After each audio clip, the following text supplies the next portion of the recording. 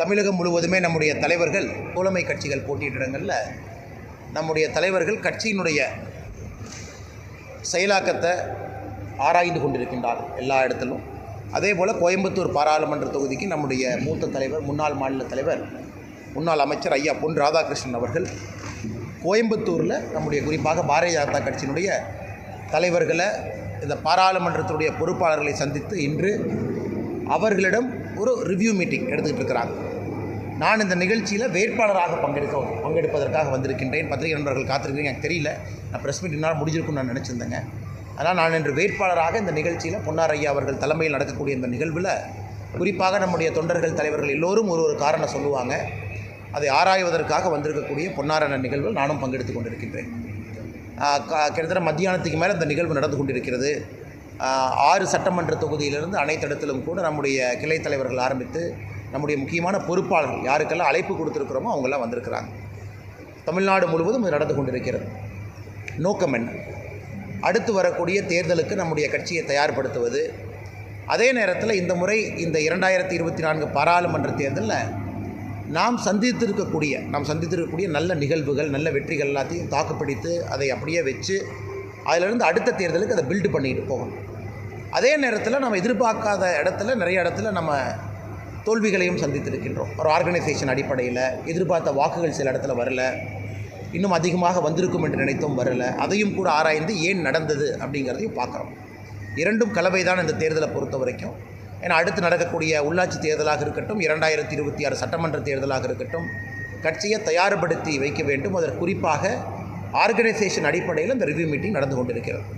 அதனால் கோயம்புத்தூரில் இருக்கக்கூடிய எல்லா நம்முடைய பத்திரிகை நண்பர்களுக்கும் மறுபடியும் என்னுடைய வணக்கத்தை தெரிவித்து, உங்களுக்கு கேள்வி இருக்குன்னா டேரெக்டாக கேள்விங்கன்னா பதில் சொல்லுவோம்.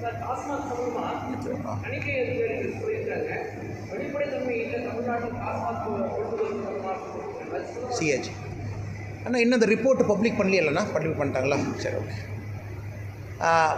குறிப்பாக நம்முடைய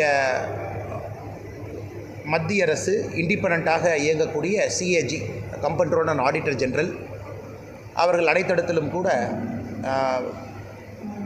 ஒரு ஸ்டேட் கவர்மெண்ட்டுக்கு கீழே இயங்கக்கூடிய நிறுவனத்தை கூட அவங்க ஆய்வு செய்து, குறிப்பாக ஃபினான்ஷியல் டிரான்ஸ்பரன்சி, இன்டெகிரிட்டி, அந்த நிறுவனம் எப்படி இயங்குது, அதனுடைய வெளிப்படைத்தன்மை எப்படி, அதில் அக்கௌண்டிங் சிஸ்டம்ஸ் எவ்வளோ டிரான்ஸ்பரண்ட்டாக இருக்குது, அதில் கவர்மெண்ட் ஆஃப் இந்தியா ப்ரிஸ்கிரைப் பண்ணியிருக்கக்கூடிய அக்கௌண்டிங் ஸ்டாண்டர்ட்ஸ் இதெல்லாம் சரியாக இருக்கா அப்படிங்கிறது சிஏஜி நிறுவனம் எப்பொழுதுமே தணிக்கை செய்வாங்க.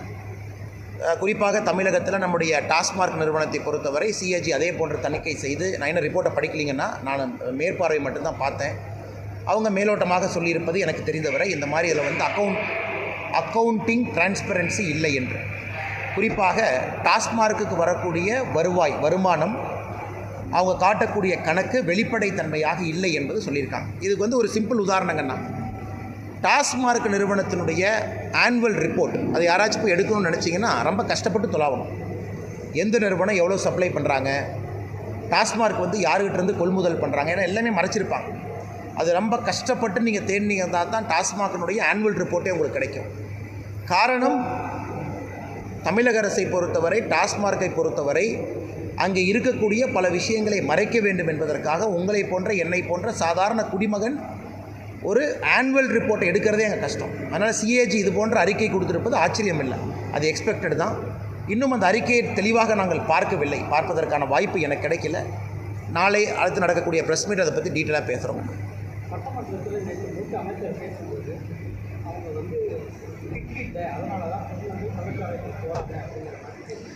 அது நிறைய பேர் வந்து துரைமுருகன் அண்ணன் சொன்னது வந்து நிறைய பேர் ட்ரோலாக காமெடியாக சொன்னால் கூட, இது உண்மையை சொல்ல வேண்டுமென்றால், நான் கள்ளக்குறிச்சிக்கு சென்ற பொழுது இது எங்ககிட்டே சில பேர் சொன்னாங்க, அதான் உண்மை. இன்றைக்கி வந்து துரைமுருகன் சில பேர் ட்ரோலெலாம் பண்ணுறாங்க, மீமெல்லாம் போடுறாங்க.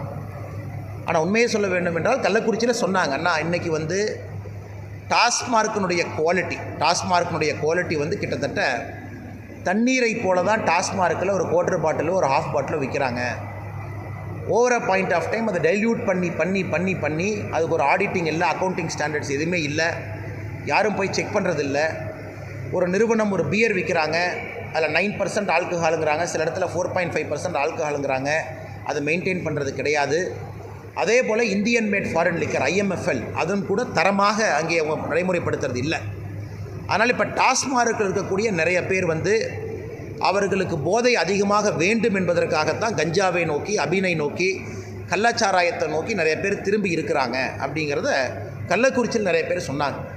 இது சாதாரணமாக தமிழ்நாட்டில் நிறைய இடத்துல கேட்டால் கூட அந்த கருத்தை வந்து ஊர்ஜிதம் செய்வாங்க. காரணம், டாஸ்மார்க்கை பொறுத்த வரைக்கும் கிட்டத்தட்ட 60% மேலே ஆனுவல் ரிப்போர்ட் அவங்க டிஸ்க்ளோஸ் பண்ணாதனால இதை ஆதாரத்தின் அடிப்படையில் நம்ம தெளிவாக சொல்ல முடியாதுங்கண்ணா. எந்த நிறுவனம் எவ்வளோ பியர் கொடுக்குறாங்க, எந்த நிறுவனம் எவ்வளோ IMFL கொடுக்குறாங்க, ஆதாரத்தின் அடிப்படையில் நம்மகிட்ட இல்லை. நம்ம யூகத்தின் அடிப்படையில் சொல்கிறோம். குறிப்பாக எந்த புள்ளி திமுகவை சார்ந்த எந்த புள்ளியினுடைய நிறுவனத்திலிருந்து டாஸ்மார்க்குக்கு எந்த ஐட்டம் போது எவ்வளோ ஆஃப்டேக் பண்ணுறாங்க, அந்த நிறுவனத்தை ஆடிட் பண்ணாங்களா, டாஸ்மார்க்குக்கு வரக்கூடிய அந்த சரக்குன்னு சொல்கிறத யார் செக் பண்ணாங்க, குவாலிட்டி சரியாக இருக்குது, அது யாருமே பார்க்குறதில்ல. நான் தர்மத்துக்கு விற்கிறாங்க. அதனால் ஒரு பக்கம் டாஸ்மார்க் வந்து மக்களை குடிக்க அடிமையாக்குது, இன்னொரு பக்கம் அடிமையானவங்க எனக்கு அந்த கிக்கு கிடைக்கல, எனக்கு அந்த எக்ஸ்பெக்டட் ஆல்கஹால் இன்டேக் அதில் இல்லை அப்படிங்கிறவங்க கஞ்சாவை நோக்கி போகிறாங்க. அதனால் துரைமுருகனே இந்த நகைச்சுவாக சொல்லியிருந்தாலும் கூட அது உண்மை. இதற்கு காரணம் தமிழக அரசு தான் பொறுப்பு. ஏன்னா டாஸ்மார்க் மூலமாக மதுவுக்கு அடிமை ஒரு பக்கம், மதுவில் வரக்கூடிய குவாலிட்டி கீழே போயிட்டுருக்கு அது ஒரு பக்கம், கள்ளச்சாராயத்தினுடைய புழக்கம் அதிகமாக இருக்குது அது ஒரு பக்கம். இது உண்மை. என்னை பொறுத்தவரை இது உண்மைதான். அண்ணா, நான் வந்து துரைமுருகன் சொல்கிறது எல்லாமே வந்து ட்ரோல் மீமாக பார்த்தா கூட ஒரு மூத்த அமைச்சரே சட்டமன்றத்தில் உண்மையை ஒத்துக்கிட்டார், உண்மையை ஒப்புக்கொண்டிருக்கின்றார். சட்டமன்றத்தில் அவரே வந்து உண்மையை ஒத்துக்கிட்டு என்ன சொல்கிறாருன்னா, சிஸ்டமிக் ப்ராப்ளம், சிஸ்டத்தில் பிரச்சனை இருக்குது, நாம் அரசு தான் செய்ய வேண்டிய வேலையை செய்யவில்லை, அரசு வேலையை தவறாக செய்யுது அப்படிங்கிறது எல்லாம் நகைச்சுவையாக துரைமுருகன் அவர்கள் சொல்லியிருக்கிறாங்க. அதனால் இதை நகைச்சுவையாக கடந்து செல்லாமல் அரசு பார்க்கணும். உதாரணத்திற்கு ஒரு பக்கம் ஈஷாவை பொறுத்தவரை கோயம்புத்தூரில் அடிக்கடி என்ன சொல்லுவாங்க, யானை வழித்தடம் இருக்குது, இது இருக்குது, அது இருக்குது. ஃபாரஸ்ட் மினிஸ்டர் சொல்கிறாங்க 3 வருஷம் ஆச்சு நாங்கள் இன்னும் கண்டுபிடிக்கல அப்படின்னு. அதே சட்டமன்றத்தில் துரைமுருகன் கேட்குறாங்க, அப்போ 3 வருஷம் ஆச்சு இன்னும் என்னப்பா பண்ணுறீங்க அப்படின்னு. அதனால் இவர்களை பொறுத்தவரை ஈஷா பகுதியில் யானை வழித்தடம் இருக்கா இல்லையா, ஈஷா கொடுத்த ஆர்டிஐயில் அவங்க பொறுத்த வரைக்கும் பத்திரிகை ப்ரெஸ் மீட் நடத்தி கிளியராக இருக்கும், எந்த விதமான ஃபாரஸ்ட் என்க்ரோச்மெண்ட்டு இல்லைன்னு அவங்க காட்டுறாங்க. ஆனால் ஈஷாவை ஏதாச்சும் பிரச்சனையில் வைக்கணும் அப்படிங்கிறக்காக திமுக அரசு வம்பெழுத்துக்கிட்டு இருக்காங்க. இது சட்டப்பேரவையில் கம்யூனிஸ்ட் கட்சி ஒரு கேள்வியாக கேட்கும் பொழுது எங்ககிட்ட எவிடன்ஸ் இல்லைங்கிறாங்க. உடனே துரைமுருகன் 3 வருஷமாக என்ன பண்ணுறீங்க ஃபாரஸ்ட் மினிஸ்டர் அப்படின்னு. அதனால் இப்போ வர வர சட்டமன்றத்தை நம்ம பார்க்க ஆரம்பிக்கிறோம் அப்படின்னாவே, குறிப்பாக திமுக அரசுக்குள்ள அமைச்சரவைக்குள் இருக்கக்கூடிய பிரச்சனையெல்லாம் இன்றைக்கி சட்டமன்றத்தில் வெளிப்படையாக தெரிவதாகத்தான் நாங்கள் பார்க்கின்றோம்.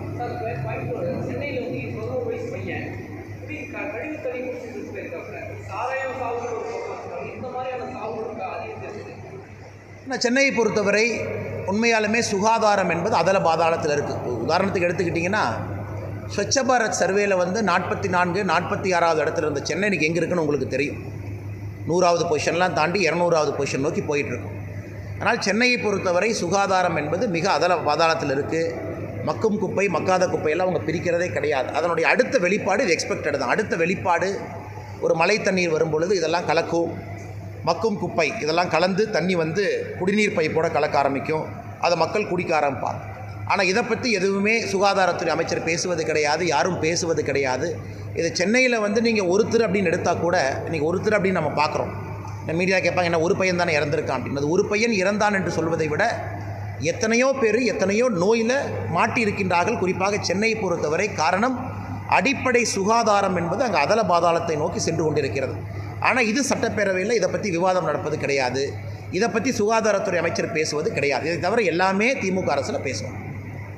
தமிழக அரசு வந்துட்டு தேர்தல் பணியில் ஈடுபட்ட அரசு ஊழியர்கள், குறிப்பாக காவல்துறையினருக்கு மட்டும் பயணப்படி இன்னும் கொடுக்கல அப்படின்ற மாதிரி அவங்க புகார் சம்பந்தமாக நாங்களும் ஒரு அறிக்கை கொடுத்துருக்கோங்கன்னா அது உண்மைதான்.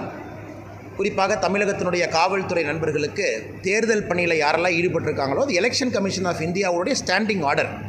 அது எலெக்ஷன் கமிஷன் ஆஃப் இந்தியா ஆண்டாண்டு காலமாக காவல்துறை அவர்களுக்கு சில நேரத்தில் சிறப்பு ஊதியம் அதை கொடுக்குறாங்க. அது பயணப்படியாக வருது, வேறு வேறு கேட்டகரியில் கொடுக்குறாங்க. ஆனால் தமிழக அரசை பொறுத்தவரை அது கொடுக்கல.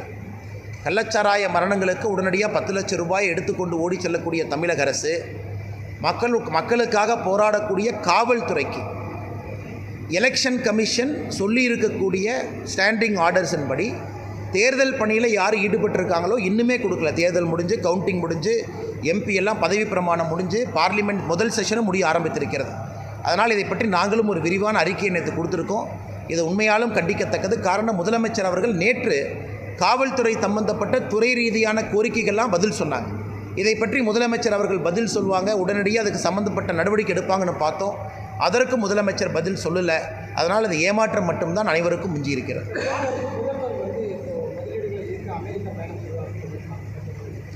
ஆனால் ஒரு முதலமைச்சர் வெளிநாடுகளுக்கு செல்வது எந்த விதத்திலும் தவறு கிடையாதுங்க. நான் முதலமைச்சர் வெளிநாடு போகணும், மக்களை பார்க்கணும், குறிப்பாக முதலீடுகளை கொண்டு வரணும். ஆனால் தமிழகத்தில் மட்டும்தான் ஒரு முதலமைச்சர் அவர்கள் வெளிநாட்டு பயணம் போனதை பற்றி ஒரு வெள்ளை அறிக்கை கொடுக்காமல் தொடர்ந்து வெளிநாட்டு பயணம் போகிறாங்க. உதாரணத்துக்கு துபாய் போகிறாங்க. துபாய் போயிட்டு வந்ததில் அவங்க கமிட்மெண்ட் என்ன? 2 வருஷத்துக்கு மேலே ஆகுது. அவங்க கமிட்மெண்ட் என்ன? எந்த நிறுவனத்திலிருந்து பணம் வந்திருக்கு, எத்தனை வேலைவாய்ப்பை உருவாக்கி இருக்கிறாங்க? கிடையாது. அதே போல் சிங்கப்பூர் போனாங்க, ஜப்பான் போனாங்க. அது கமிட்மெண்ட் என்ன? எவ்வளோ பணம் வந்திருக்கு? நன்றிங்கண்ணா. எவ்வளோ பணம் வந்திருக்கு, அதனால் எத்தனை வேலைவாய்ப்பு உருவாகிருக்கு? இல்லை. ஜனவரியில் 2024 இந்த ஜனவரியில் வேர்ல்டு இன்வெஸ்டர் சமிட்ஸ் நடத்துனாங்க. கிட்டத்தட்ட 6 லட்சம் கோடி ரூபாய் வந்திருப்பதாக சொன்னாங்க. அதை பற்றி ஒன்றுமே பேசலை. புரிந்துணர்வு ஒப்பந்தத்தை தாண்டி அந்த பணம் வருவதற்கான என்ன வேலை நடந்திருக்கு? இதெல்லாம் முடிய சட்டப்பேரவையில் ஒரு அமைச்சர் சொல்கிறாங்க, முதலமைச்சர் அவங்க அமெரிக்கா போகிறாங்க, மறுபடியும் பணம் வாங்கி கொண்டு வருகின்றார்கள். அதனால் முதலமைச்சருடைய பயணம் அவருடைய தனிப்பட்ட பயணமாக இருந்தால் எங்களுக்கு சந்தோஷம். தனிப்பட்ட முறையில் முதலமைச்சர் போயிட்டு வரட்டு.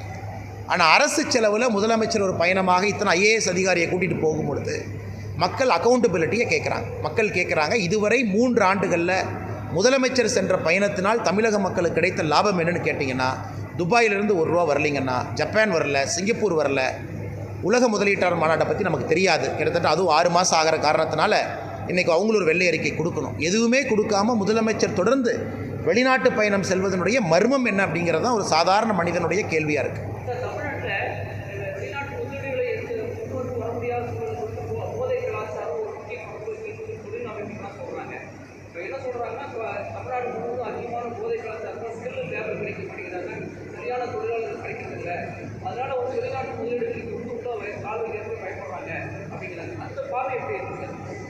தமிழ்நாட்டை பொறுத்தவரை 2-3 விஷயத்தில் நாம் பின்தங்கி இருக்கோம். முதல்ல பார்த்திங்கன்னா, ஒரு வெளிநாட்டு நிறுவனம் தமிழகத்திற்குள்ளே வரணும் அப்படின்னா அவங்க 2-3 விஷயத்தை எதிர்பார்க்குறாங்க. ஒன்று, ஸ்டேபிள் லா அண்ட் ஆர்டர், சட்டம் ஒழுங்கு ஸ்டேபிளாக இருக்கணும்.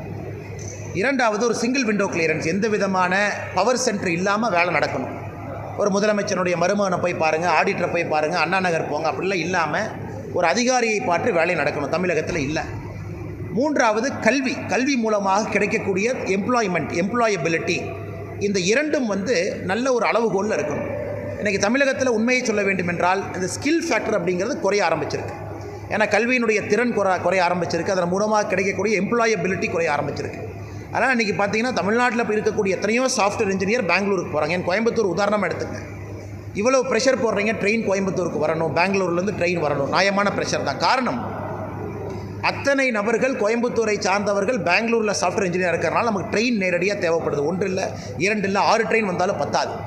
காரணம், தமிழகத்தை சார்ந்த எத்தனையோ இளைஞர்கள் இன்றைக்கி ஹைதராபாத்தில், கோயம்புத்தூரில், குர்கானில், பூனேயில் போயெல்லாம் வேலை பார்க்குறாங்க. அதனால் தமிழகத்தை பொறுத்தவரை அரசு இங்கே கவனம் செலுத்தணும். இங்கே கவனம் செலுத்த மாட்டுறாங்க. நான் முதல்வன் அப்படின்னு ஒன்று ஆரம்பிச்சிருக்காங்க. அது என்ன? எத்தனை பணம் போட்டிருக்காங்க? எவ்வளோ பேர்த்து ட்ரெயின் பண்ணியிருக்காங்க? எத்தனை பேர்த்துக்கு வேலை வாய்ப்பு கிடச்சிருக்கு? யாருக்கும் தெரியாது. எத்தனை பேர்த்துக்கு ஸ்கில்லபிலிட்டி உருவாக்கியிருக்காங்க? தெரியாது. பிரதம மந்திரியினுடைய திட்டம் இருக்குது, கௌஷல் ஒரு யோஜனா இருக்குது. குறிப்பாக இந்த செயல்திறன் மூலமாக திறன் மேம்பாடு திட்டம், அது தமிழகத்திற்கு கொடுத்தும் கூட மாநில அரசு இதை முழுமையாக பயன்படுத்தியிருக்காங்களா? அதனால் இன்வெஸ்ட்மெண்ட்டை பொறுத்த வரைக்கும் தமிழகம் பின்தங்க ஆரம்பிச்சிருச்சு. ஒரு பெங்களூரோ ஹைதராபாத்தோ, அது சந்திரபாபு நாயுடு அவர்கள் வந்த பிறகு ஆந்திர பிரதேஷோ, குறிப்பாக குர்கானோ, ஹரியானாவோ, மகாராஷ்டிராவோ, இவர்களெல்லாம் முன்னிலையில் போக ஆரம்பிக்குது. தமிழகத்தை பொறுத்தவரை நாம் டீசல் ரேட்டாக ஆரம்பித்திருப்பது தான் உண்மை. பல காரணங்கள், அதில் நிச்சயமாக போதை கலாச்சாரமும் ஒரு காரணம். தமிழகத்தில் மதுவிலக்கு வேணும் சொல்லி ஆனால் நேற்று அமைச்சர் துறைமுருகன் பேசுவதை பார்த்தா தமிழகத்தில் மதுவிலக்குக்கான சாத்தியக்கூறு இல்லை அப்படின்ற மாதிரி தான் சொல்லியிருக்காங்க. ஏற்கனவே மது அருந்துவர்கள் குடிகாரர்கள் சொல்லக்கூடாது அமைச்சர் முத்துசாமி சொல்லியிருக்காரு. அதே மாதிரி நேற்றைய தினம் துறைமுருகன் அதை சொல்லியிருக்காரு. ஆனால் நாம் முதல்லிருந்து சொல்வதுங்கன்னா, தமிழகத்தில் ஓகே, இந்த மது அப்படிங்கிற கிளாசிஃபிகேஷன் எங்களை பொறுத்தவரை Indian made foreign liquor, IMFL, இந்த கெமிக்கல் காம்பவுண்டில் தயாரிக்கக்கூடிய அந்த மது, அதைத்தான் நம்ம மதுன்னு சொல்கிறோம். ஆனால் ஒரு தென்னைமரம் பனைமரத்திலிருந்து வரக்கூடிய கல் என்பது ஆண்டாண்டு காலமாக தமிழகத்தில் புழக்கத்தில் இருந்துச்சு. ஆண்டாண்டு காலமாக இவர்கள் சாராயக்கடையை ஓப்பன் பண்ணுறதுக்கு கையெழுத்து போடும் வரை தமிழகத்தில் கள்ளுக்கடை எல்லாமே இருந்துச்சு. அதை மூடிட்டாங்க. நாம் சொல்வது அதை திரும்ப திறங்க, நம்பர் 1. இரண்டாவது, டாஸ்மார்க்கை படிப்படியாக குறைக்க ஆரம்பிங்க, நம்பர் 2. டாஸ்மார்க் இவ்வளோ வேண்டாம், குறைக்க ஆரம்பிங்க. மூன்றாவது, அரசே முன்னாடி இருந்து ஒரு வியாபாரியைப் போல சாராயத்தை விற்க வேண்டாம். இந்த 3 நம்ம சொல்கிறோங்கண்ணா. அதனால் தமிழகத்தில் மது விலக்கு அப்படிங்கிறது ஏற்கனவே நாமளும் சொல்லியிருக்கின்றோம். அது சாத்தியமில்லாதது. காரணம் 100% ஆல்கஹால் ஃப்ரீ ஸ்டேட் கொண்டு வர முடியாதுங்கண்ணா. நாம் சொல்வது 100% கள்ளுக்கடைகளை திறங்க, பனங்கல் தென்னங்களில் கொண்டு வாங்க. குறிப்பாக இந்த லிக்கர் IMFL அப்படிங்கிறத ரெகுலேட் பண்ணுங்கள். ஒரு பாரில் ரெகுலேட் பண்ணுங்கள். அரசு விற்காதீங்க, தனியார் கையில் கொடுங்க. பெரிய பெரிய 5 ஸ்டார் 3 ஸ்டார் ஹோட்டல்ஸில் ரெகுலேட் பண்ணுங்கள். ரெகுலேட் பண்ணி அதை கொண்டு வாங்க. டாஸ்மார்க் என்கின்ற போர்வையில் தெருவில் ஓப்பன் பண்ணி அதை அரசு எடுத்து நடத்தாதீங்க அப்படிங்கிறத நம்ம சொல்கிறோம். இப்போ குஜராத் 100% மது இல்லாத மாநிலம் இல்லைங்கண்ணா. அங்கே பெர்மிட் கொடுக்குறாங்க. அந்த பெர்மிட் யாருக்கிட்ட இருக்கோ அவங்களுக்கு மது அலோட் இருக்குது. அதே போல் கேரளாவில் ஒரு மாடல் கொண்டு வந்தாங்க. எந்த ஹோட்டலில் எப்படி கொடுக்கணும் அங்கேயும் சிஸ்டத்தை கொண்டு வந்தாங்க. ஆனால் அங்கே எதுவுமே இல்லாமல் நாங்கள் சொல்வது பிளாங்கெட்டாக பண்ணாதீங்கன்னு சொல்லவே இல்லைங்கண்ணா. பிளாங்கெட்டாக 100% நாளை காலையில் மூடுங்க, முடியாது. கள்ளுக்கடைகள் திறப்பதற்கு என்ன பிரச்சனை என்பதை தமிழக அரசு ஏன் சொல்ல மறுக்கிறாங்கன்னா, காரணம் இதெல்லாம் திறந்தாங்கன்னா IMFL ஆஃப்டேக் குறையும். IMFL ஆஃப்டேக் குறைஞ்சதுன்னா சாராய நிறுவனங்களுடைய முதலாளிகளுக்கு பிரச்சனை வரும். நிறைய பேர் திமுகவை சார்ந்து இருக்கிறாங்க. இது மட்டும்தானோ தவிர துரைமுருகன் சொல்வது போல வேறு எந்த காரணமும் இதில் இல்லைங்கண்ணா.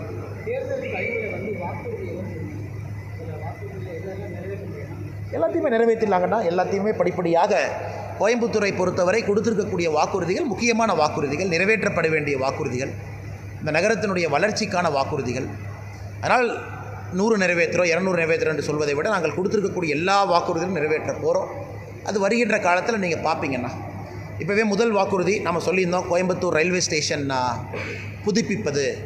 குறிப்பாக இந்தியாவில் இருக்கக்கூடிய மற்ற ரயில் நிலையங்கள் அளவுக்கு கோயம்புத்தூருடைய ரயில்வே நிலையம் வரணும்னு நீங்கள் வெகு விரைவில் ஆர்டர் பார்க்க போகிறீங்க. வெகு விரைவில் ஒரு ஆர்டர் பார்க்க போகிறீங்க.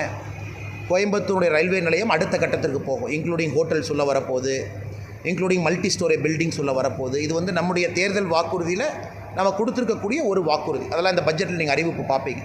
ஆனால் எங்களை பொறுத்தவரை 5 பட்ஜெட் இருக்குது. இந்த 2024 29 வரை 5 பட்ஜெட் இருக்குது. பட்ஜெட்ரி சப்போர்ட்டில் சில விஷயங்கள் செய்ய வேண்டும். சில விஷயங்களை ஒரு துறை சார்ந்து கொண்டு வரணும். ஆனால் ஒரு அமைச்சராக சந்தித்து இப்போவே பேச ஆரம்பிச்சிட்டோம். அதனால் எங்களுடைய கமிட்மெண்ட், நாங்கள் சொல்லியிருக்கக்கூடிய வாக்குறுதிகளை நாங்கள் செயல்படுத்த ஆரம்பிச்சிருவோங்கண்ணா. அதுக்கு இந்த முதல் பட்ஜெட்லேயே சில வாக்குறுதிகளை நீங்கள் பார்க்க ஆரம்பிப்பீங்க. அது முக்கியமாக இந்த ரயில்வே ஸ்டேஷனை வெகு விரைவில் நீங்கள் பார்க்க ஆரம்பிப்பீங்க, அறிவிப்பேன். தமிழக அரசு ஊழியர்களுடைய வெறுநாள் கோரிக்கையான பழைய ஓய்வூதிய திட்டத்தை அமல்படுத்துவதாக சட்டப்பேரவை சொல்லியிருக்காங்க. குறிப்பாக இப்போது இந்த தபால் ஓட்டுகளில் பெரிய டென்ட் வந்துருக்கு. அதுக்கப்புறம் இந்த அறிவிப்பு ஆனால் PTR அவர்கள் இதற்கு முன்பு தமிழகத்தினுடைய நிதி அமைச்சராக இருந்தாங்க. அவங்க இதே போல் பத்திரிகையாளர் சந்திப்பில் ரொம்ப பாயிண்டடாக கேட்டீங்க, ஓல்டு பென்ஷன் திட்டமா நியூ பென்ஷன் திட்டமான்னு. அவர் சொன்ன பதில் நான் அப்படியே திரும்ப சொல்கிறேன். PTR அவர்கள் சொன்னது, இதற்கு முன்பு தமிழகத்தினுடைய நிதி அமைச்சராக தமிழகத்தில் நியூ பென்ஷன் திட்டம் என்பது சாத்தியம் இல்லாதது, அது வராது என்பது PTR அவங்க சொன்னாங்க. ஹிமாச்சலில் இதே போல் காங்கிரஸ் அவர்கள் ஓல்டு பென்ஷன் ஸ்கீம் கொண்டு வரேன்னு சொல்லி வாக்குறுதி கொடுத்து எலெக்ஷன் ஜெயிச்சு இதுவரைக்கும் நிறைவேற்ற முடியல. ஸோ இந்தியா முழுவதும் நீங்கள் பாருங்கள். காரணம், இந்த நியூ பென்ஷன் ஸ்கீம் என்பது யாருக்கும் எந்த விதத்திலும் அது தவறு செய்கிற ஸ்கீம் கிடையாதுங்கண்ணா. இதில் முதல்ல மாதம் வரக்கூடிய பென்ஷன் அங்கே லம்சமாக வரும். அது ஒரு இன்வெஸ்ட்மெண்ட் ஆப்பர்ச்சுனிட்டியாக மாறும். அது நீங்கள் ஸ்டாக் மார்க்கெட்டில், மியூச்சுவல் ஃபண்டில் வேறு இடத்துல போடுவீங்க. இதை எல்லாருமே ஏற்றுக்கிட்டாங்க. ஆனால் தமிழக அரசு இன்றைக்கி மறுபடியும் இந்த ஓல்டு பென்ஷன் ஸ்கீமுக்கு போகிற முயற்சி பண்ணாங்கன்னா அவங்களாலே முடியாதுங்கண்ணா. அதற்கான ஃபினான்ஸ் தமிழக அரசுக்கிட்ட இல்லை. அதனால் இன்றைக்கி அவங்க பேருக்கு சொல்லலாம், அவர் அரசு அதிகாரி பல விஷயத்தை பார்க்குறாங்கண்ணா. அதில் பென்ஷன் ஸ்கீம் ஒன்று, அதே நேரத்தில் அரசு அதிகாரிகளுக்கு பாதுகாப்பு ஒன்று, அரசு அதிகாரிகளுக்கு மன நிம்மதி ஒன்று, அதே நேரத்தில் அரசு அதிகாரிகள் வேலை செய்வதற்கு தேவையான வசதிகளை ஏற்படுத்தி கொடுத்தல் ஒன்று. இதெல்லாம் பார்த்து தான் அரசு அதிகாரி ஓட்டு போடுறாங்க. அதனால் இந்த முறை பார்த்திங்கன்னா பாரதிய ஜனதா கட்சி கூட்டணியாக தமிழகத்தில் 2வது இடத்துல வந்திருக்கும் அரசு அதிகாரிகளுடைய வாக்குகளை பெற்றிருப்பதில். அது தொடர்ந்து மேலே போகத்தான் போகிறோம். எப்பவுமே பாரதிய ஜனதா கட்சிக்கு தமிழகத்தில் அரசு அதிகாரிகளுடைய வாக்கு வராது, பணியாளர்கள் வாக்கு வராதும்பாங்க. ஆனால் இந்த முறை 51,000 ஓட்டுக்கு மேலே அரசு அதிகாரிகள் பணியாளர்களுடைய வாக்கு பாரதிய ஜனதா கட்சிக்கு வந்திருக்கு. ஆனால் வருகின்ற காலத்தில் நிச்சயமாக படித்தவர்கள் அரசு அதிகாரிகள் எல்லாம் மாற ஆரம்பிச்சிட்டாங்கன்னா, அதனால் திமுக பேனிக்காய் என்ன வேணாலும் சொல்லலாம். இதற்கு பல காரணங்கள் இருக்குது. VAO திமுக ஓட்டே போட மாட்டாங்க. காரணம், மணல் திருடவன்லாம் அடிக்க வர்றான். காவல்துறை எதுக்காக திமுக ஓட்டு போடுவாங்க? எந்த காலத்துலேயும் திமுக ஓட்டு போட மாட்டாங்க. அதனால் ஒரு அரசு அதிகாரிகள் குழுமமும் ஒரு குரூப்பும் திமுகவை விட்டு வெளியே வர ஆரம்பித்து விட்டார். நடிகர் விஜய் செல்வ பெருமையை வந்து ஆர் நல்ல கண்ணில் இருக்கிறாரு. ஆனால் இன்றைக்கி செல்வ பெருந்தகையோட நிலைமை எப்படி ஆகிப்போச்சுன்னா, காங்கிரஸ் தனியாக நிற்கும்னு சொன்னாங்கன்னா அவங்க கட்சியிலேயே வந்து அவரை மோசமாக திட்டுறாங்க. ஆல் இந்தியா காங்கிரஸ் கமிட்டி அன்றைக்கி நைட்டே அறிக்கை விடுறாங்க, காங்கிரஸ் கட்சி வாழ்க்கையில் தனியாக போட்டியிடாது, எப்பொழுதுமே திமுகவுக்கு அடிமையாக சேவை செய்வதற்காக தமிழகத்தில் ஒரு கட்சி இருக்குன்னா காங்கிரஸ் கட்சி அப்படிங்கிறத அகில இந்திய காங்கிரஸ் கமிட்டியினுடைய அறிக்கை வந்து தெள்ளத் தெளிவாக நமக்கு காட்டுதுங்கண்ணா. இது ஒரு பக்கம். இன்னொரு பக்கம் செல்வ பெருந்தை அவர்கள் இன்றைக்கி திமுக பேசுகிறதெல்லாம் அவர் பேசுகிறார். இத்தனைக்கும் நான் ஒரு இடத்துல சொல்லியிருந்தேங்கண்ணா, இந்திரா காந்தி அம்மையார் அவர்கள் எமர்ஜென்சி முடிந்த பிறகு இந்தியாவை விட்டு செல்வதற்காக ஒரு தனியார் விமானத்தை தயார் பண்ணி வச்சாங்க. பாம்பேக்கு ராஜீவ்காந்தி அவங்களை அனுப்பிச்சு அதற்காக பேச்சுவார்த்தை ஆரம்பித்தாங்க. காரணம், எமர்ஜென்சி தோல்விக்கு பிறகு நாட்டு மக்களுடைய மனநிலை எப்படி இருக்கும் என்பது அம்மையார் இந்திரா காந்தி அவர்களுக்கு தெரியவில்லை. இது தெரிந்த பிறகு மூத்த தலைவர்கள் மொரார்ஜி தேசாய் அவர்கள், ஜெயபிரகாஷ் நாராயணன் அவர்கள் இந்திரா காந்தி அம்மையாரை தனியாக சந்தித்து அதெல்லாம் எதுவும் நடக்காதுன்னு உறுதி சொன்ன பிறகு இந்தியாவில் அவங்க தங்கினாங்க. இது உண்மை. இதை வந்து வரலாற்று ஆசிரியர்கள் எல்லா இடத்துலையும் பதிவு பண்ணியிருக்காங்க. சமீபத்தில் நீரஜா சௌத்ரி ஒரு பெரிய ஒரு journalist, how prime ministers decide, அந்த புத்தகத்தில் அதை பற்றி விலாவரியாக ஒரு சாப்டர் எழுதியிருக்கிறாங்க. ஆனால் செல்வ பெருந்தகை தான் அதெல்லாம் படிக்கிறது இல்லையே. அவர் 4 கட்சி மாறி எனக்கு 5வது கட்சியில் இருக்கார். இதற்கு முன்பாடி விடுதலை சிறுத்தைகள் கட்சியில் இருந்த பொழுது காங்கிரஸ் அலுவலகத்தையே போய் தாக்குனவர் இன்றைக்கி தமிழ்நாடு காங்கிரஸ் கட்சியினுடைய தலைவராக இருக்கிறார். அவர் ஒரு பெரிய அறிக்கையை விடுறாரு, எனக்கு அரசியல் தெரியாது, நான் ஏதோ மலைக்கு முளைத்த காலான்னு ஏதோ சொல்கிறாங்க. இன்றைக்கி இதுதான் செல்வ பெருந்தகையோருடைய அறிவு. அவருடைய அறிவு வந்து இவ்வளோதாங்கண்ணா, இதுதான் அவருடைய அறிவு. இந்திய சரித்திரம் தெரியாது, இந்தியாவில் என்ன நடந்தது தெரியாது, எமர்ஜென்சிக்கு பிறகு என்ன நடந்தது தெரியாது. அதனால் தமிழகத்தில் நிச்சயமாக தலைவர்களுக்கு பற்றாக்குறை இருக்கல, எந்த மாற்று கருத்தும் இல்லை. தலைவர்கள் நன்றாக இருந்தால் ஏன் தமிழகம் கீழே போக ஆரம்பிச்சிருக்கும்? இன்றைக்கி எல்லா இண்டிகேட்டரையுமே நம்முடைய இவ்வளவு பெரிய பாரம்பரியமாக புகழ் இருக்கக்கூடிய நம்முடைய தமிழகம் ஏன் கீழே போக ஆரம்பிச்சிருக்கோம்னா, இன்வெஸ்ட்மெண்ட்டில் கீழே, ஜிஎஸ்டி பெர் கேபிட்டா கலெக்ஷன் கீழே, பிரைமரி எஜுகேஷன் அச்சீவ்மெண்ட்டு கீழே, எல்லாத்துலையும் ஏன் கீழே போக ஆரம்பிக்கிறாங்கன்னா, இருக்கக்கூடிய தலைவர்கள் அதல பாதாளத்தில் குடிகார மாநிலமாக இதை மாற்றி வைத்திருக்கின்றார்கள். அதனால் நல்லக்கண்ணு ஐயா மாபெரும் தலைவர். நல்லக்கண்ணு ஐயாவுக்கு நீங்கள் என்ன பண்ணீங்க? ஒரு பிஹெச்டி ஒரு பட்டத்தை கொடுத்து டாக்டரேட் பட்டம் கொடுத்துட்டா சிறப்புங்களா? நல்லக்கண்ணு ஐயா சொல்லியிருக்கக்கூடிய வாழ்க்கை தகுதிகளை எங்கேயாச்சும் கொண்டு வந்திருக்கீங்களா? அது எதுவுமே கிடையாது. நல்லக்கண்ணு ஐயா வாழ்ந்துருக்கக்கூடிய கம்யூனிஸ்ட் கட்சி கள்ளச்சாராயை எதிர்த்து ஒரு கண்டன அறிக்கை கொடுத்தாங்களா? ஒரு ஆர்ப்பாட்டம் நடத்தினாங்கன்னா, போராட்டம் நடத்தினாங்களா? கிடையாது. அதே போல் எங்கள் கட்சியிலும் நீங்கள் கம்யூனிஸ்ட் நல்லக்கண்ணையா இருக்கிறீங்கன்னு சொன்னீங்கன்னா, அதே போல் எங்கள் கட்சியிலும் வாழும் காமராஜராக ஐயா பொன்னார் அவர்கள் இருக்கிறாங்க. எங்கள் கட்சியில் இருக்கிறாங்க. வாழும் திருமணம் செய்து கொள்ளவில்லை, குடும்பம் கிடையாது, சொத்து கிடையாது. குடும்பத்தினுடைய சொத்தெல்லாம் நீங்கள் கன்னியாகுமரி போய் பார்த்தீங்கன்னா நண்பர்களுக்கு தெரியும். குடும்பத்தினுடைய சொத்தை எல்லாம் பிரித்து வேறவங்களுக்கு கொடுத்துருக்காங்க. தனியாக இவருடைய வீட்டில் இல்லாமல் இன்னொருடைய வீட்டில் வசிக்கிறாங்க. இதற்கு முன்பு பல்லாண்டு காலம் பாரதிய ஜனதா கட்சியினுடைய அலுவலகத்தில் தொண்டர்களுடைய இல்லத்தில் உணவருந்தி தான் கட்சியினுடைய தலைவராக இருக்கிறாங்க. ஆனால் தலைவர்கள் இருக்கிறாங்கண்ணா, எல்லா இடத்துலையும் இருக்கிறாங்க. ஆனால் தலைவர்கள் குறைவாக இருக்கின்றார்கள் என்பது தான் பொருள். ஒரு பொன்னார் அண்ணன் பத்துமா பாரதிய ஜனதா கட்சிக்கு பத்தாது. அதே போல் தமிழகத்தில் ஒரு நல்லக்கண்ணையா பத்தாது. இன்னும் நிறைய தலைவர்கள் வேண்டும் என்பதைத்தான் நடிகர் விஜய் அவங்க குறிப்பிட்டிருக்காங்க. அதனால் இதற்கெல்லாம் செல்வ பெருந்தகையவர்கள் வெகுண்டு எழுந்தாங்கன்னா ஆண்டவன் தான் அவரை காப்பாற்றணும். ஆமாங்கண்ணே, அந்த கான்ட்ராக்டை முடிவு பண்ணது யாருன்னா, எந்த டிபார்ட்மெண்ட் முடிவு பண்ணுச்சுன்னா உதயநிதி ஸ்டாலின். கான்ட்ராக்டு 600 கோடி ரூபாய். 600 கோடி ரூபாய். இந்த சவுக்கு சங்கர்னு ஒருத்தர் கைதானார்ல, அவர் போட்ட கடைசி ட்வீட்டு தான். அவர் போட்ட கடைசி ட்வீட்டு கைதாகிறதுக்கு முன்னாடி பாருங்கள், அதை பற்றி ஒரு ட்வீட்டை போட்டிருப்பார். 600 கோடி ரூபாய் கான்ட்ராக்ட். எந்த நிறுவனம் கொடுத்துச்சு? டிசைட் பண்ணது யார்? ஒரு சைக்கிளுக்கு டியூப் இல்லை, ஒரு சைக்கிளுக்கு டயர் இல்லை, ஒரு சைக்கிளுக்கு வந்து சீட்டு கிடையாது, ஒரு சைக்கிளுக்கு மட்கார்டு இல்லை. இதை கொண்டு வந்து குழந்தைங்களுக்கு கொடுக்குறாங்க. ஒரு குழந்தையும் 400லிருந்து 600 ரூபாய் செலவு செஞ்சு தான் அந்த சைக்கிளை பயன்படுத்த முடியும். அதனால் இதை பற்றிலாம் யாரும் பேசவே மாட்டாங்கண்ணா. ரொம்ப மோசமான தரமில்லாத சைக்கிளை கொடுத்துருக்குறாங்க. அது உண்மைதான். இதை மாநில அரசு நடவடிக்கை எடுக்கணும். இந்த கான்ட்ராக்ட் டைரெக்டாக உதயநிதி ஸ்டாலின் அவர்கள் பரிந்துரை பேரில் தான் நடந்திருக்கு. இதை திமுக அரசு முதலமைச்சர் அவர்கள் நடவடிக்கை எடுத்து எந்த நிறுவனம் சப்ளை பண்ணாங்களோ அவங்கள பிளாக் லிஸ்ட் பண்ணணும். நேற்று இவ்வளோ பேசியிருக்கோம் சட்டமன்றத்தில். நேற்று ஒரு சென்னையில் ஒரு லிஃப்ட்டில் வேலை செய்யாமல் ஒருத்தர் இறந்து போனார். அதில் இந்த கட்டினது யார்? இதற்கு முன்னாடி நாங்கள் பிளாக் லிஸ்ட் பண்ணுறோன்னு சொன்ன ஒரு தனியார் நிறுவனம் கட்டின பில்டிங் அது. அதனால் அவங்க பிளாக் லிஸ்ட்டும் பண்ண மாட்டாங்க, நடவடிக்கை எடுக்க மாட்டாங்க. இது போன்ற செயல்கள் தொடர்ந்து நடந்து கொண்டே இருக்கிறது.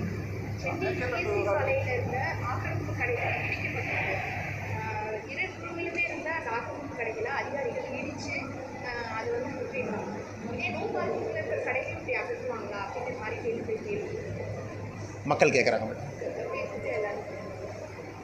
அவங்க எல்லாத்தையும் சாதாரண மனிதர்கள் மேடம், ஒரு பக்கம் அரசு அதிகாரிகள், அரசு இயந்திரம் மக்களை கண்ணை மூடிக்கொண்டு என்கரேஜ் பண்ண அனுமதி கொடுக்குறாங்க. ஒரு பக்கம் இது நடக்குது. காலங்காலமாக இவங்களே கடை கட்டும்போது இவங்க எங்கே போனாங்கம்மா? ஒரு செங்கல் வைக்கும்போது எங்கே போனாங்க? உள்ளே வந்து ஒரு வேலை செய்ய ஆரம்பிக்கும் போது எங்கே போனாங்க? அதிகாரிகள் அதை பார்க்குறதில்ல. கடை கட்டிய பிறகு இந்த பிரச்சனை எல்லா இடத்துலையும் வர ஆரம்பிக்குது. நைட்டாக போய் இடிக்கிறது, ஜேசிபியை கொண்டு வந்து, குறிப்பாக சனிக்கிழமை காலையில், ஞாயிற்றுக்கிழமை காலையில் எந்த நாளைக்கு கோர்ட்டுக்கு போக முடியாதோ அந்த நாட்களை தேர்ந்தெடுத்து இது பண்ணுறது. ஆனால் அவங்க கட்டும் பொழுது இவர்கள் வேடிக்கை பார்த்து கொண்டிருக்கின்றார்கள். கட்டும்போது போய் தடுக்கலாமே, உடனடியாக நடவடிக்கை எடுக்கலாமே. இவ்வளவு தூரம் கட்டி முடித்த பிறகு பொருள் சேதம் ஏற்படுத்தி இதை பண்ணுறாங்க. அதனால் இது எல்லா இடத்திலும் இது பிரச்சனை தான். இது வந்து ரொம்ப ஒரு ஹியூமனிட்டேரியன் ஆஸ்பெக்டில், மனிதாபிமான அடிப்படையில் செய்ய வேண்டிய வேலை இது. அது ஒன்று மட்டும்தான் எங்களுடைய கருத்து. நடிகர் விஜய் தமிழகத்திற்கு ஒரு நல்ல தலைவர் தேவை, இப்போதைக்கு நல்ல தலைவர் இல்லை அப்படின்னு சொல்லியிருக்காரு. ஆனால் தமிழகத்திற்கு ஒரு நல்ல தலைவர் தேவை என்பது என்னுடைய கருத்து இல்லைங்கண்ணா. உண்மையை சொல்ல வேண்டும் என்றால் ஒரு முதலமைச்சரால் எதுவும் செய்ய முடியாதுங்க. ஒரு எம்எல்ஏனால் எதுவும் செய்ய முடியாது. ஒரு எம்பினால் எதுவும் செய்ய முடியாதுங்கண்ணா. ஒரு பஞ்சாயத்து தலைவரால் எதுவும் செய்ய முடியாது. ஒரு அரசியல் மாற்றம் வர வேண்டும், அரசியலில் நல்ல ஒரு முன்னேற்றம் வர வேண்டும் என்றால் இது கூட்டு முயற்சி. உங்களுக்கு ஆயிரக்கணக்கான பஞ்சாயத்து தலைவர்கள் வேணும். படித்த இளைஞர்கள், பெண்கள், பஞ்சாயத்து தலைவர்கள்லாம் முதல்ல போட்டி போடணும். அந்த ஊரில், அவங்க கிராமத்தில், அவங்க ஊர்லேயே வசித்து கொண்டு மாற்றத்தை கொண்டு வரணும். அது பஞ்சாயத்து தலைவராக வெற்றி பெறுவது கொஞ்சம் எளிது. அந்த ஊர் மக்களுடைய வாக்கு அங்கேயே இருந்து வேலை செய்யும். அதே போல் அந்த 50,000 கவுன்சிலர், 5,000 கவுன்சிலர், ஒன்றிய கவுன்சிலர் எதாவது சொல்கிறாங்கன்னா அது ஒரு ஸ்டேஜ். அப்புறம் எம்எல்ஏ, அப்புறம் எம்பி. இவர்கள்லாம் சேர்ந்து தான் அரசியல் மாற்றத்தை கொடுக்க முடியும். ஒரு சிஎம் நல்லவராக இருக்கிறாங்க, சுற்றி இருக்கக்கூடியவங்களும் அயோக்கியராக இருக்கிறாங்க, மாற்றம் நடக்காதுங்கண்ணா. ஆனால் எங்களுடைய கருத்து, தமிழகத்தில் அரசியல் மாற்றத்திற்கு ஆயிரக்கணக்கான தலைவர்கள் வேண்டும் என்பது எங்களுடைய கருத்து. ஆனால் நீட் தேர்வை பொறுத்தவரை அது 2 விஷயமாக பார்ப்பங்கண்ணா. ஒன்று, நேஷ்னல் டெஸ்டிங் ஏஜென்சி NTA அவர்கள் நடத்தியிருக்கக்கூடிய தேர்வு சரியாக நடத்தியிருக்காங்களா? இந்த வருஷம் சரியாக நடத்தலை. தவறு நடந்திருக்கா? ஆமாம், தவறு நடந்திருக்கு. மத்திய அரசு நடவடிக்கை எடுக்க போகிறாங்களா? கடுமையான நடவடிக்கை எடுக்க போகிறாங்க, எந்த மாற்று கருத்தும் இல்லை. அதற்கான வேலைகளை ஆரம்பிச்சிட்டாங்களா? வேலைகளை ஆரம்பிச்சிட்டாங்க. தமிழ்நாட்டில் குரூப் 4, குரூப் 2, குரூப் 1 எல்லா டைமும் வேறு வேறு குளறுபடிகள் நடந்திருக்கு. அதுக்காக எப்பொழுதுமே குரூப் 4ஓ, குரூப் 2ஓ, குரூப் 1ஓ நம்ம கேன்சல் பண்ணலிங்கண்ணா. ஆனால் நீட்டு தேர்வு குளறுபடி, குறிப்பாக நீட்டு UG, அதற்கான புதிய தேர்வு நேஷ்னல் டெஸ்டிங் ஏஜென்சி, அதற்கான எல்லா நடவடிக்கையும் எடுக்க ஆரம்பிச்சிருக்கிறாங்க. NTA தலைவரை மாற்றிருக்கிறாங்க. அது ஒரு பக்கங்கண்ணா. நீட்டு தேர்வு தேவையா? 2வது கேள்வி. நிச்சயமாக தேவை. காரணம், தமிழகத்தில் இந்த ஆண்டு ஒரு சிறப்பு ஆண்டு நமக்கு. காரணம், 59% மேலே நீட்டு பாஸ் மார்க். லாஸ்ட் 6 ஆண்டுகளில் இதுதான் best performance. All India ranking, போன ஆண்டு ஆல் இந்தியா ரேங்கிங். அதிக மாணவர்கள் அரசு மருத்துவக் கல்லூரிக்குள்ளே செல்வதற்கான வாய்ப்பு. கவுன்சிலிங் முடியலிங்கன்னா, கவுன்சிலிங் வந்தால் தெரியும். இந்த ஆண்டும் அதிக மாணவ செல்வங்கள் அரசு மருத்துவக் கல்லூரிக்கு போக போகிறாங்க. அதனால் நீட்டை பொறுத்தவரை தமிழக அரசு வேண்டாம்னா தீர்மானம் போடுறவங்க ஒரு வெள்ளை அறிக்கை ஏன் கொடுக்க மாட்டாங்க? ஒரு வெள்ளை அறிக்கை சட்டமன்றத்தில் ஒரு புக்காக போட்டு, நீட்டு வர்றதுக்கு முன்னாடி அரசு பள்ளியிலிருந்து எத்தனை பேர் அரசு மருத்துவக் கல்லூரிக்கு போனாங்க, நீட்டு வர்றதுக்கு முன்னாடி முதல் தலைமுறை பட்டதாரிகள் எத்தனை பேர் போனாங்க, நீட்டு வந்த பிறகு எத்தனை பேர் போயிருக்காங்க, ஒரு வெள்ளை அறிக்கை கொடுப்பதற்கு என்னென்ன பிரச்சனை? ஒரே ஒரு பக்கத்தில் நீட்டு வேண்டாம் அப்படின்னு எழுதி திரும்ப திரும்ப அதையே பண்ணுறாங்க. இது 3வது முறையோ 4வது முறையோ திரும்ப திரும்ப சட்டமன்றத்தில் அதே தீர்மானம். நாங்கள் கேட்பது, ஒரு வெள்ளை அறிக்கையை கொடுப்பதற்கு என்ன பிரச்சனை? ஆட்சிக்கு வந்து 3 ஆண்டுகள் முடிந்திருக்கிறது. 3 ஆண்டுகள் முடிந்திருக்கக்கூடிய திமுக இன்னும் வெள்ளை அறிக்கை எடுக்க முடியாதாங்கண்ணா? எல்லா டேட்டாவும் department of health directorate of ஹெல்த்தில் இருக்குது. எல்லா டேட்டா எடுத்து 3 ஆண்டுகள் எடுத்து 2016 கம்பேர் பண்ணுங்கள். கிட்டத்தட்ட இன்றைக்கி 9 வருஷம் ஆயிடுச்சு. நீட்டுக்கு முன்னாடி 10 வருஷமும், நீட்டு வந்த பிறகு 9 வருஷம் கம்பேர் பண்ணி டேபிள் போட்டு மக்கள் முன்னாடி வச்சுருங்க. மக்கள் முடிவு செஞ்சிட்டோம். அந்த டேபிள் கன்வின்சிங்காக இருந்தால் நானே சப்போர்ட் பண்ணுறேங்கண்ணா. டேபிள் கன்வின்சிங்காக இருக்காது, ஏன்னா டேட்டா எங்களுக்கு தெரியும். நீட்டை பொறுத்தவரை நீட்டு வந்த பிறகு தமிழக அரசுக்கும் தெரியும், அடித்தட்டு மக்களுக்கு, குறிப்பாக அரசு பள்ளியில் படித்த மாணவர்கள் நீட்டு வந்த பிறகு தான் மருத்துவக் கல்லூரிக்கு அதிகமாக போயிருக்கிறாங்க. அதனால் எதுவுமே கொடுக்காம, டேட்டாவே கொடுக்காம என்ன ஆர்கியூமெண்ட் முதலமைச்சர் அவங்க வைக்கிறாங்கன்னா, சுப்ரீம் கோர்ட்டுக்கு இவங்க ஏன் சுப்ரீம் கோர்ட்டுக்கு போக மாட்டுறாங்க? எதுக்கோ சுப்ரீம் கோர்ட்டுக்கு போகிறவங்க தமிழ்நாடு அரசு முதலமைச்சர் பேரில் சுப்ரீம் கோர்ட்டுக்கு போகலாமே, நீட்டு வேண்டான்னு சொல்லலாம். அப்போ சுப்ரீம் கோர்ட் என்ன கேட்கும்? டேட்டா கொடுங்கன்னு கேட்பாங்க. தமிழக அரசு சுப்ரீம் கோர்ட்டில் டேட்டா கொடுக்கணும். டேட்டா கொடுத்தா மாட்டிக்குவாங்க. அதனால் சுப்ரீம் கோர்ட் கதவுகளை தட்டவே மாட்டாங்க. ஏன்னா டேட்டா கொடுத்தா மாட்டிக்குவாங்கன்னு தெரியும். அதனால் இந்த சட்டமன்றத்துக்குள்ளே நடைபெறுகின்ற ட்ராமா இது. இதனால் எதுவும் நடக்காது என்பதை முழுமையாக தெரிந்து கொண்டு இந்த டிராமாவை தொடர்ந்து முதலமைச்சர் அவர்கள் அரங்கேற்றம் செய்து கொண்டிருக்கின்றார்கள்.